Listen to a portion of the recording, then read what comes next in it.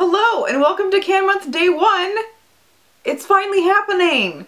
We are going to start things off with some Canadian children's literature, and I will be focusing particularly on two authors. The first author I'm going to be talking about is Kit Pearson, who is a very shy, very lovely woman who actually used to be my neighbor. The first books I'm going to be talking about is called the Guests of War trilogy, and the first book in that trilogy is The Sky is Falling. This book is set in 1940 with 10-year-old Nora and her little brother Gavin, who are sent from their home in England to be home children in Canada because World War II. And they end up with this wealthy older woman in Toronto who prefers Gavin, and Nora's having a bit of a rough time because she's getting teased at school a lot for being British.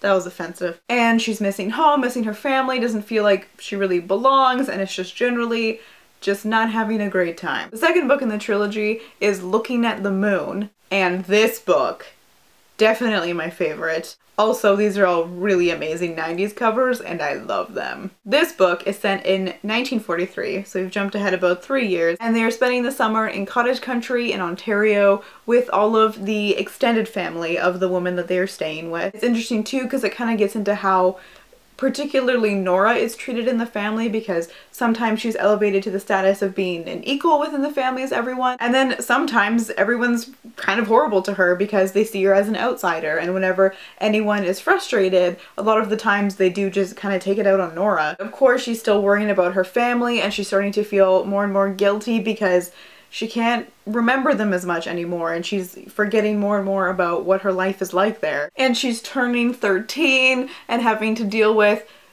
her cousins having to explain to her what a period is, because she's like, am I dying? Am I dying right now? I came all the way to Canada to escape the war just to die because of my vagina. There is a distant cousin who is 19, and he's deciding if he should join the war or not, and he confides in Nora because she's kind of outside of the family and more removed, and then obviously she has a gigantic crush on him, and this just encapsulates being 13 and just crushes on unattainable older boys, and it's like Are You There, God? It's Me, Margaret, if it was set in World War II in cottage country Canada.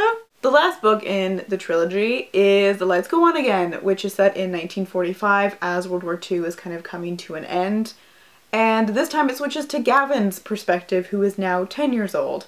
And Nora is 15 now, and she's just like, it's been real, but like, we gotta go right now. But he doesn't actually want to go home because he's grown up in Canada, and this is where most of his memories are. He barely even remembers his parents. He has a dog there, so it's just following him deciding if he actually wants to go home or not. The next book I'm going to be talking about is one of her newish releases, and it is A Perfect Gentle Night. There are 6 kids in the Bell family, and they are dealing with the loss of their mother and their father, who is becoming more and more reclusive and retreating into himself. The children's favorite thing to do is play the Knights of the Round Table, and the oldest brother Sebastian starts to really throw himself into this game, and he's basically clinging to this fantasy. The second oldest is their sister named Roz, who is basically trying as hard as she can to grow out of it, and she's kind of like pulling a Susan from Narnia,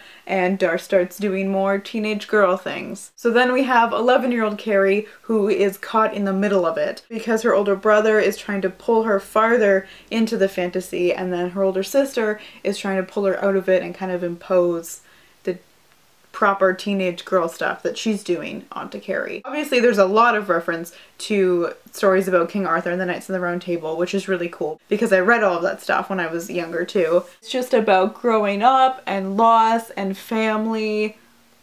Another one of her books is A Handful of Time. This one follows 12-year-old Patricia, who lives with her mom in the city, and she doesn't really know her extended family that well, and then one summer her mom decides to send her to hang out with them in cottage country. I think this is misleading. Not everyone spends their summer in cottage country Ontario, in case you were wondering. But she has a hard time at first because they don't always totally accept her, especially the cousins that are kind of around her age, and they see her as kind of being different and outside of the family. So she just doesn't really fit in with them, and then she finds a watch and she ends up traveling back in time to when her mom was 12 and hanging out at the cottage in her summers. This is a time travel book that didn't make me want to cry, which is not an unsubstantial feat. Stephen Moffat can get wrecked for all I'm concerned. The next one I'm going to talk about is Awaken Dreaming. The story follows Theo, who has a young mother who isn't really great at taking care of her, and they're living in poverty, and she just doesn't want to live like this anymore, and she feels very stuck. And her dream seems to come true when she wakes up and is living with this new family that has adopted her, and they love her, they take amazing care of her. She has siblings and goes to school, and a lot of it is actually set in like a graveyard that's 5 minutes from my house. But then it all starts to literally fade away and she's back in her old life with her mom again. And it's never explained if this was a dream or if she slipped into an alternate universe. There's like a shadowy figure that follows her from her dreamed life into her real life, and when she's in the second life, the first life doesn't seem real or like it really existed, and she starts to forget everything, and I don't know what really happened. It never explains it. It's like a mindfuck for an 11-year-old. The last book that I have of hers is The Daring Game, which is about Eliza, who gets sent to a new boarding school, and she makes friends with this anarchist in training who is just not down with authority, doesn't give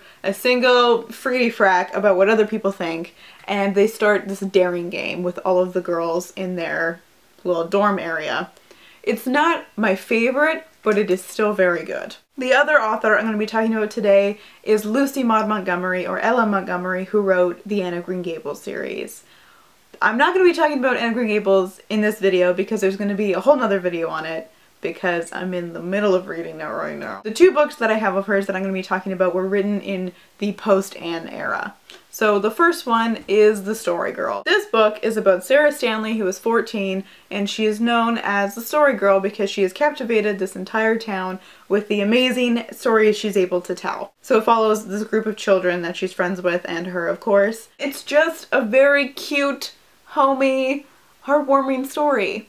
The other book I'm going to talk about is Jane of Lantern Hill, and my heart, this gets me right in the childhood feels. So this book is about Jane, who is living with her mother and grandmother in this like big, awful, drafty, oppressive mansion in Toronto. And her grandmother is always like, you have to be ladylike, you can't do this, you can't do that, proper ladies don't do this, and all that other bullshit.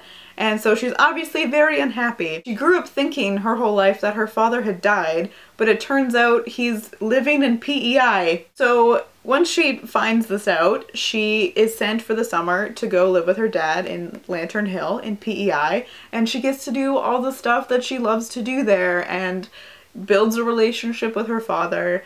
And she wants her parents to live together again in Toronto without her grandmother being able to control all of their lives. I just have so many feelings for Jane. Like, there's something that happens in the story. It isn't particularly tragic, but it's just so heart-wrenching, and I like lost my shit when I was reading it, and like my heart just cries for her because I love her so much. L.M. Montgomery wrote so much stuff other than Anne of Green Gables, and I would love to read more of it, so please let me know if you have read anything else of hers, because I cherish that woman and her writing. I'm also going to be making another video on Canadian children's YA-ish fiction, so look out for that, and the rest of Can Month. You can't escape me.